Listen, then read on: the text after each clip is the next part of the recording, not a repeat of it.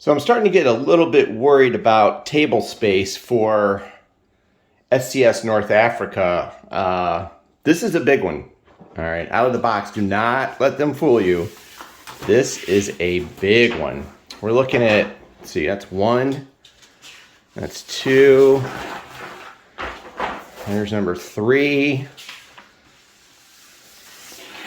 number four. There's a lot of maps, and they're big.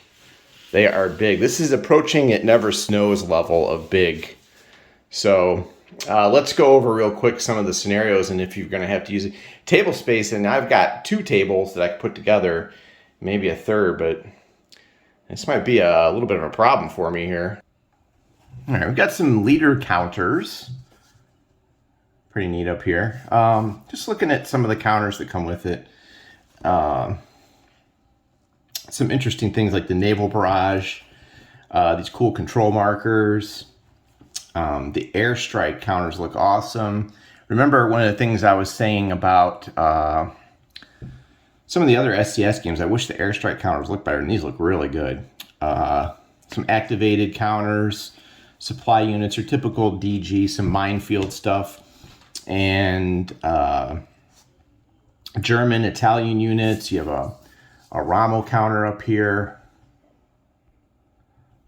I think the artwork is really a step up. Let me see if I can get this in focus here. It's really a step up on this latest edition of SCS. But yeah, it looks really good, these counters. So if we look at what's different now, the standard rules, as usual, are pretty thin. I mean, this is the standard rule book is so tiny, right? And one of the easier rule sets to learn. Then we get to the North Africa book, a little bit thicker because it's got some scenarios in it. Some of the things in here, take a look at all the different units. So you've got British units, Brown, Australian, South African, New Zealand, Indian, Polish, Free French, Sudanese, Czech, Greek, Yugoslav. The Axis players got Italian, Wehrmacht, Luftwaffe. Italian's blue-green. I'm guessing, yeah, that's these here. This is a different color we haven't really seen too much of in an SCS title. And then, of course, your Germans, Wehrmacht, are here. I really dig these counters. They look good. The maps, though, are so big. Check out this Greek campaign box. Okay. Some of the things that they added to this, the sequence of play looks a little bit spruced up here. There's some cool random events, as usual. Again, not the first time an SCS one has added that, but let's look deeper in here. Airstrike determination. I was looking this over. Each player rolls for their side the number of dice listed for airstrikes on the turn record track. So then if you look up here, you can see airstrike dice. For example, like right here on that turn record track, airstrike dice. They have that listed up there. Activations, it's alternating. They're limited to full, partial, or reaction activations or passing. After conducting any activation or pass, play proceeds to the opposing player, who then conducts an activation of his own. You may use activation markers as desired to indicate which units are or are not included in the activation. At the end of each full or limited activation, remove expended supply units, DG markers, and any friendly units and any activation markers used. So they've got this whole new, I don't know if this is new, I can't remember off the top of my head, but they got this cool little things you can do depending on what you pick here. And then here we've got the leaders. Both sides have leaders representing a few key commanders from the campaign. They have no movement allowance and do not move like other units. Instead, they can be instantly placed into any stacks containing a friendly combat unit at the very beginning of each friendly full or limited activation or admin movement. Admin movement is back here. Each player may move all friendly units up to triple their normal MA, given that they don't enter enemy ZOCs. All units must send their movement supply. Axis units may not move further east than the easternmost starting Axis units. So that's interesting, admin movement. It's kind of like, behind the scenes, their units are rushing to the front and getting reorganized and kind of simulating that open desert warfare, at least in this part. And remember, this is 1940 to 1942 this game is covering. Let me just move this a little bit here. So the activations are there. The leaders, once it's in a hex, it must accompany one unit of that hex in all movement.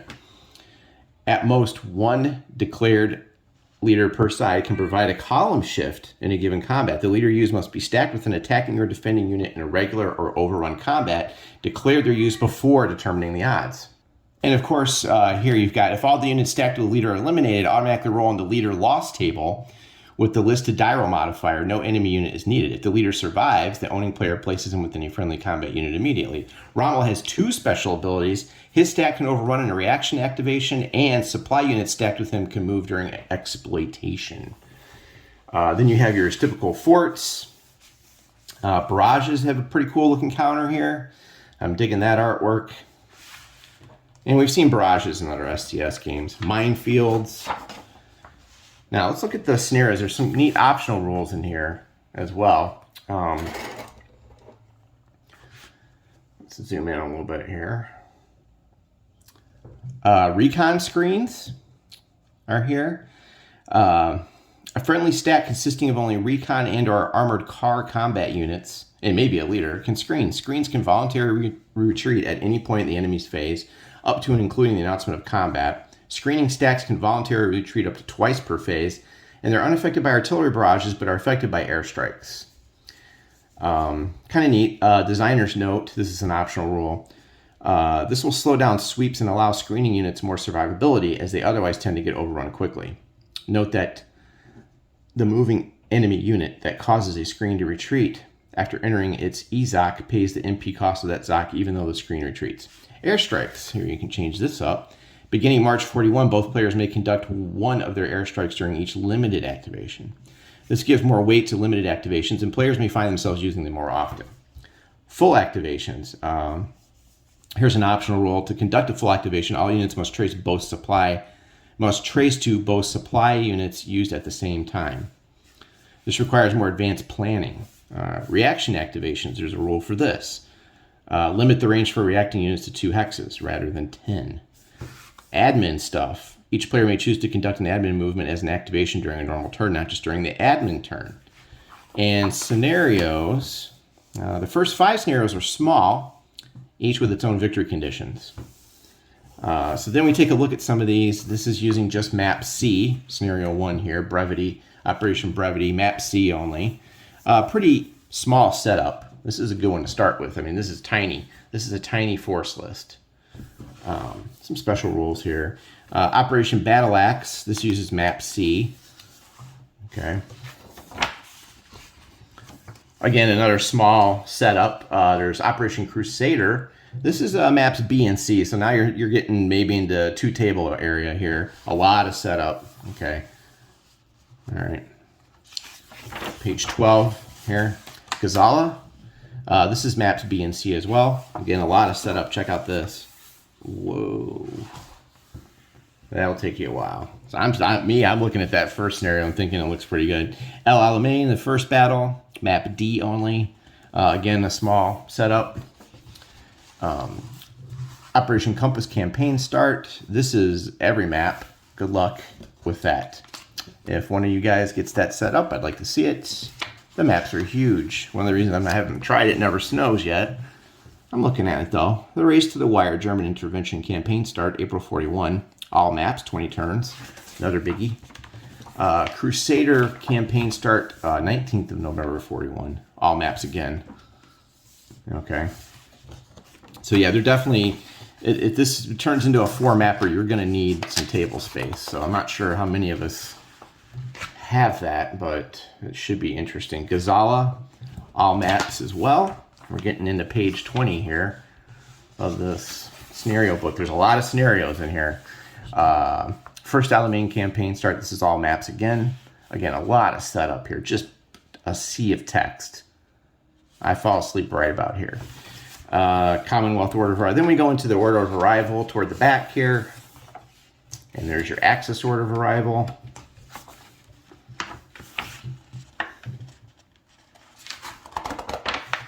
And the designer notes, okay. Take an existing award-winning OCS game, DAC, keep most of its map footprint, and boy did they ever. Less than Nile Delta, which was a bit of a Germanic pipe dream. Revamp its very deep OOB into an SCS format and go to town. Nothing to it, right? As Lee points out in his developer notes, what should have been a simple conversions from OCS turned into a long and rocky road.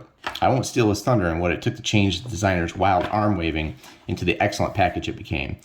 So, you know, it looks like they had a little bit of a tricky time here trying to get this all ready. Here's your random events table. Air Surge, Royal Navy Bombard Coast, Churchill Demands Action, Abandoned Dump Found, Commando Raid, and a rare event. Then you go down to the rare event table here, and you have Human Torpedo Raid. This is interesting. Italian Frogmen attack Alexandria, impending dock operations. In fact, there's an entire game, I think, based on that. Aussies go home. Australian 6th Division returns. South Africans go home. South Africans go home. Offer of U.S. assistance. Interesting. SCS raid on the port. The Axis player receives no new supply units this turn. LRDG raid on the dumps. And the Axis have a random event table here. Interesting stuff. A bunch of air surgers, convoy raids. Axis finds abandoned dump, massive convoy raid. I like this one here. Rommel gets sick. July 42 or later, Rommel reports back to Germany for a cure. Place Rommel on the turn record track 2 turns later. Interesting. Italians discover lost supplies, and then they have some rare events.